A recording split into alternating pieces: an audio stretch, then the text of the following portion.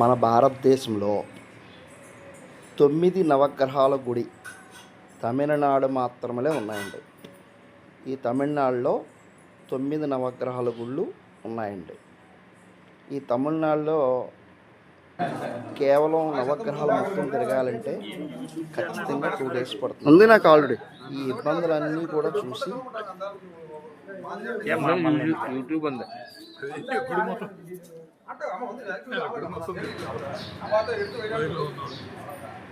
Tamil Nadu government మాత్రం 2 బస్సులు పెట్టిందండి. ఒకటి ఏసీ, ఒకటి నాన్ ఏసీ అండి.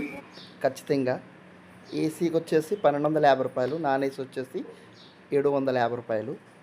ఆన్లైన్లో బుక్ చేసుకోవాలండి ఈ టికెట్ని. ఎవరన్నా కావాలి అంటే మాత్రం ఆన్లైన్లో బుక్ చేసుకోవాలి. ఈ 9 నవగ్రహాలు తిరగాలి అంటే ఉదయం 5 గంటల నుంచి రాత్రి 9 గంటల వరకు టైం.